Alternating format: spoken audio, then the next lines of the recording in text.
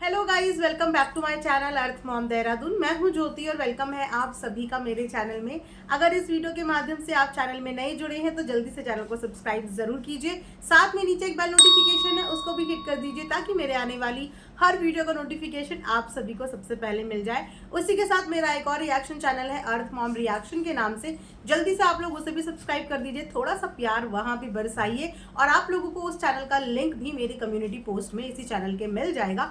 Otherwise आप अर्थ mom reaction के नाम से सर्च करेंगे तो आपको वो सर्च में भी मिल जाएगा। तो चलिए इसी के साथ हम लोग आज का रिएक्शन वीडियो बनाना शुरू करते हैं। आज का ये मेरा पहला रिएक्शन वीडियो होगा जो कि आप लोगों को 11 बजे के आसपास मिल जाएगा।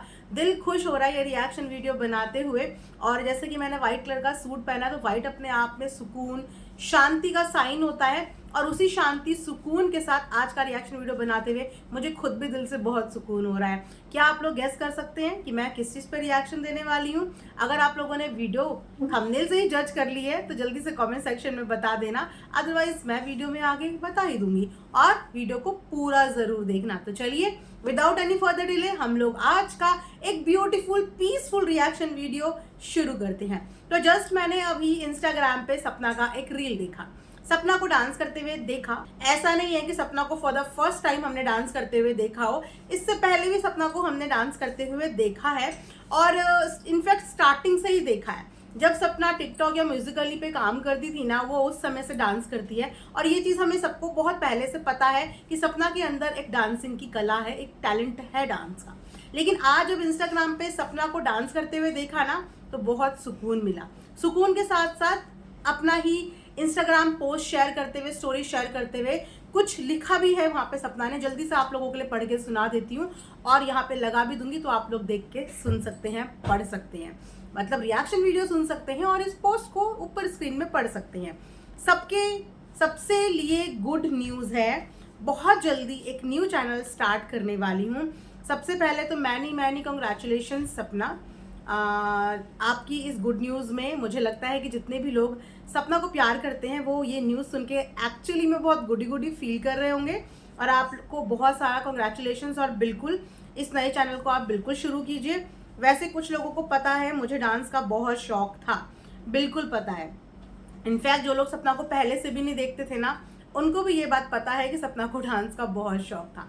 और बहुत सारे लोग होते हैं जिनकी डांसिंग हॉबी होती है और उसमें से एक मैं भी हूँ। मुझे भी डांस का बहुत शौक, मैं भी ये बोलूँगी एक टाइम पे था, लेकिन जिम्मेदारियाँ रिस्पॉन्सिबिलिटी के बाद ना कहीं लेडीज़ अपने खुद के शौक ही भूल जाती हैं कि उनकी हॉबीज़ क्या है, उनके अंदर टैलेंट क्या है। क्योंकि रिस्पॉन्सिबिलिटी, घर गृहस्थी को संभालते संभालते हमारे खुद के अंदर जो एक टैलेंट होता है या हमारी खुद की एक हॉबी होती है ना, वो कहीं ना कहीं डिसअपियर हो जाती है। बट मेरा मानना ये है कि अपने शौक कभी भी ख़त्म नहीं करना चाहिए। एक इतना सा टाइम अपनी बिजी लाइफ में से अपने लिए ज़रूर निकालो। मैं जानती हूँ कि माँओं के लिए वक्त निकालना बहुत इम्पॉसिबल हो जाता है, लेकिन फिर भी अपने लिए वो आधा घंटा ज़रूर निकालो और आपके अंदर जो भी हॉबी है वो हाफ एन आवर अपनी उस हॉबी को ज़रूर दो। राइट, चलिए आगे पढ़ते हैं। उसके बाद सपना ने लिखा है छोड़ दिया था बट कभी भी लाइफ में हारना नहीं चाहिए।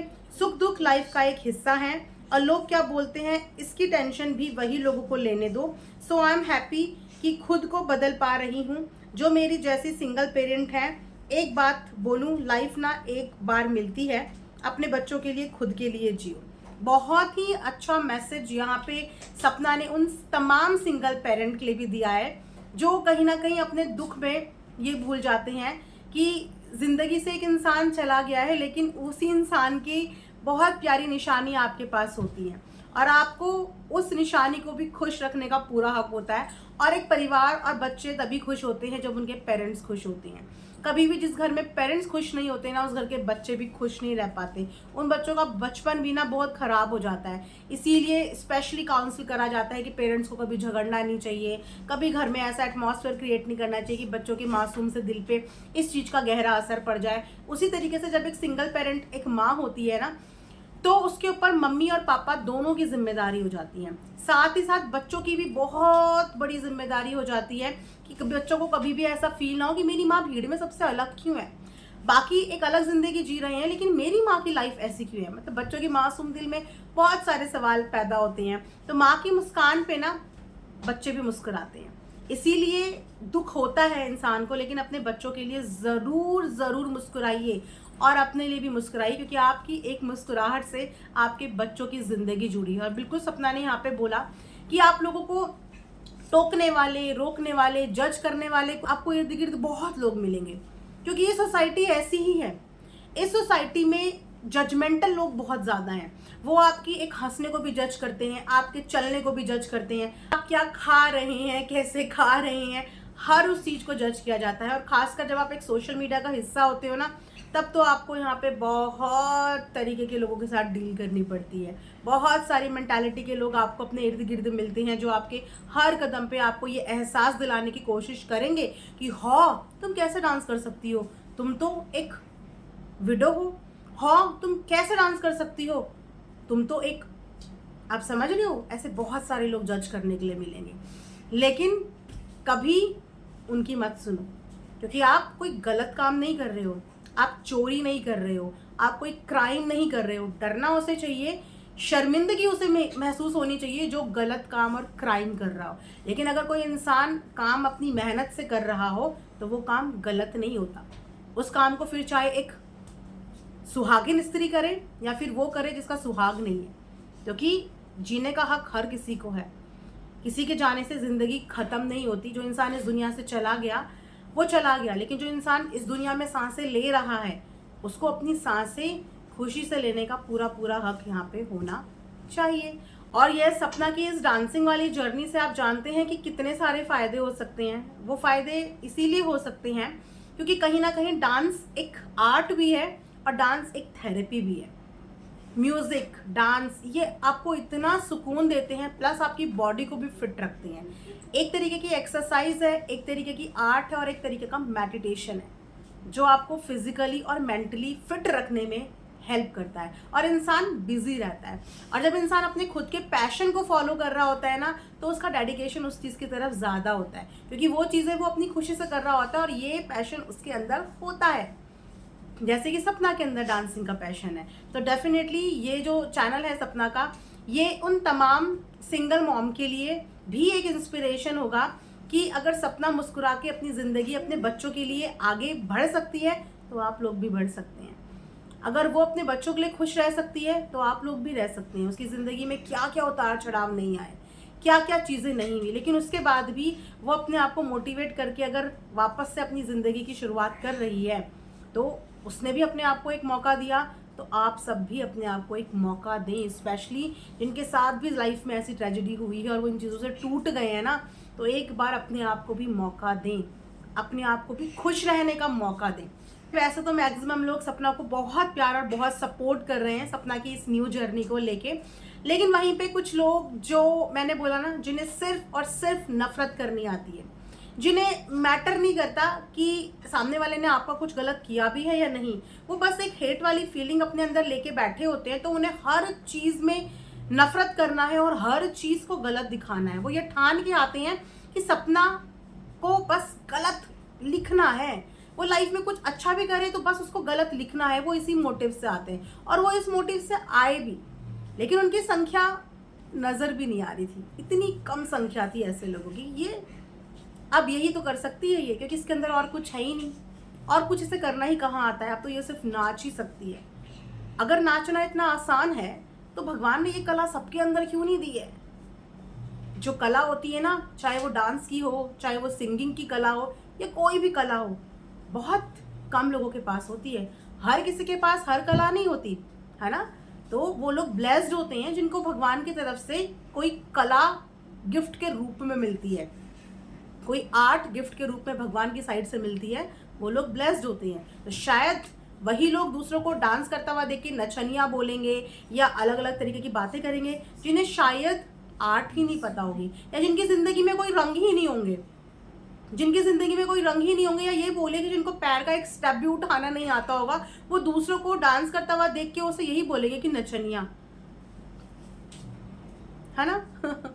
लेकिन शायद कोई बात नहीं, उनकी गलती नहीं है। उनकी गलती सिर्फ इतनी है कि उनके अंदर वो कला नहीं है, इसलिए उस कला का सम्मान नहीं है। लेकिन जिसके अंदर जो जो कला होती है ना, वो उस कला की रिस्पेक्ट भी करता है और उस कला का सम्मान भी करता है, राइट।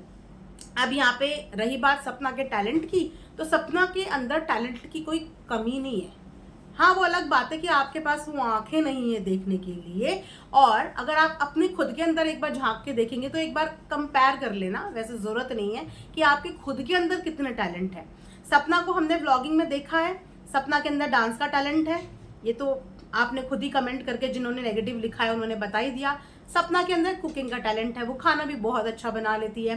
सपना के अंदर मेहंदी लगाने का टैलेंट है, वो भी हमने देखा है। सपना के अंदर मेकअप करने का भी टैलेंट है, उसने नेल्स एक्सटेंशन का भी टैलेंट है, उसके अंदर बच्चे पालने का भी टैलेंट है।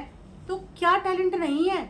एक इंसान में इतनी क्वालिटीज़ भी बहुत होती हैं, बहुत होती हैं। इनफैक्ट अगर एक इंसान के अंदर एक भी क्वालिटी है ना तो वो भी बहुत होती है। तो यहाँ तो सपना के अंदर 5-6 क्वालिटीज़ हैं और एक नई क्वालिटी पे वो काम कर रही है। आई थिंक वो क्लासिकल डांस सीख रही है। जिस तरीके के उसने यहाँ पे पोस्टर्स दिखाए हैं, जैसा वो डांस यहाँ पे सीख रही थी, मुझे ऐसा ही लग रहा था कि सीख रही थी। वो एक pure form of classical dance. I think हो सकता है वो कथक सीख रही हो या कोई फॉर्म ऑफ क्लासिकल डांस सीख रही हो, और हो सकता है कि इसी से रिलेटेड वो ट्यूटोरियल दे या इसी से रिलेटेड वो चैनल आगे बनाए, जो कि मुझे लगता है बहुत ही पीसफुल और सुकून वाला चैनल होगा। और इससे सपना का भी स्ट्रेस लेवल बहुत डाउन होगा, क्योंकि जिन्हें डिप्रेशन होता है ना, उनके लिए जो ये चीज़ें होती है ना, स्किल्स, एक्स्ट्रा करिकुलर एक्टिविटीज़, ये बहुत यूज़फुल होती है। इससे बढ़िया कोई थेरेपी नहीं है बिजी रखने के लिए आपको। आप दीन दुनिया की चीज़ों से बिल्कुल फ्री रहते हो और आप म्यूज़िक और आर्ट में घुस जाते हो। जितने भी लोग म्यूजिक और आर्ट वाले प्रेमी होते हैं ना, आप उनका लहजा, उनका तरीका देखना, वो लोग इतने सुकून में रहते हैं, इतने सुकून में, क्योंकि उन्होंने अपनी लाइफ उस चीज़ में डिवोट कर दी होती है, तो वो बहुत सुकून में रहते हैं। अधिकतर देखना, आप जितने भी म्यूजिशियंस होते हैं या डांसर्स होते हैं, उनकी लाइफ बहुत सुकून में होती है, अपनी कला में वो इतने ऑक्यूपाइड होते हैं। तो इसीलिए सपना के लिए इस समय पे बहुत ज़रूरी था अपने आप को बिजी रखना। और सपना जो वादा करके आई थी ना, वो वादा वो निभा रही है। जो वादा वो अपने भाई से करके आई थी, यानी कि लखन से, वो वादा वो कहीं ना कहीं निभाती हुई नज़र आ रही है। उस चीज़ को उसने बहुत पॉजिटिवली लिया है, और जो उसने बोला था कि मैं ये आखिरी बार रो रही हूँ, भगवान करे वो आखिरी बार ही हो, और दोबारा कभी सपना को अपनी ज़िंदगी में दुख के आंसू ना बहाने पड़े। खुशी में आंसू निकल जाए लेकिन दुख में आंसू ना बहाए। साथ ही साथ मैं एक आधे कमेंट ये भी देख रही थी कि सपना की बच्ची को लेके भी कमेंट आ रहे थे। कहीं तो बच्चों को कंपेयर कर देते हैं, कभी बच्चों को कंपैरिजन शुरू कर देते हैं, सपना की भाभी की बेटी में और सपना की बेटी में, बड़ी वाली बेटी में कंपैरिजन शुरू कर देते हैं। अरे हर बच्चा अपने हिसाब से अपने माइलस्टोन टच करता है, आप बच्चों को कैसे जज कर सकते हैं? कोई बच्चा 1 साल की उम्र में चलने लग जाता है, तो कोई बच्चा 9 महीने की उम्र में चलने लग जाता है, तो कोई बच्चा 1.5 2-2 साल लगा देता है चलने में। हर बच्चा अलग होता है और बच्चों को कंपेयर नहीं करते। ऐसे पेरेंट को ना मैं बहुत प्यार से समझाना चाहूँगी कि आप भी, क्योंकि अगर आप सपना की बच्ची को कंपेयर कर सकते हो उसकी भाभी की बच्ची से, तो आई एम श्योर कि आप अपने बच्चों के ऊपर कितना प्रेशर डालते होंगे। अगर गलती से उसकी क्लास में उससे ज़्यादा मार्क्स किसी के आ जाते होंगे तो आप तो अपने बच्चे के ऊपर प्रेशर ही डाल देते होंगे कि देख तेरे उस वाले लड़के के कितने अच्छे मार्क्स आ गए, तेरे ऐसे क्यों नहीं आए, तूने ऐसा क्यों नहीं किया। देखती हूँ मैं ऐसे पेरेंट्स, जब पेरेंट्स मीटिंग में जाती हूँ ना, तो ऐसे पेरेंट्स दिखते हैं मुझे जो इस चीज़ से बॉदर नहीं होते कि हमारा बच्चा हमारी वजह से प्रेशर में आ रहा है। उनको सिर्फ इस चीज़ से बॉदर होता है कि दूसरे बच्चे के नंबर हमारे बच्चे से ज़्यादा कैसे आ गए, ये दूसरा बच्चा हमारे बच्चे से आगे कैसे निकल गया। और इस चीज़ में पता है किसका नुकसान होता है? उस मासूम बच्चे के बचपन का नुकसान होता है, क्योंकि प्रेशर आगे बढ़ने की होड़, प्रेशर, कंपैरिजन, और इस कंपैरिजन की वजह से ना बच्चा अंदर ही अंदर डिमोटिवेट होता है।